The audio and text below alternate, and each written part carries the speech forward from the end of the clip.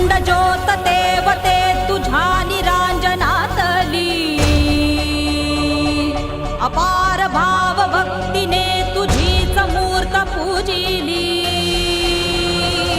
त्रिशूल खड्ग घेऊनी विनाशण्या असुर ये,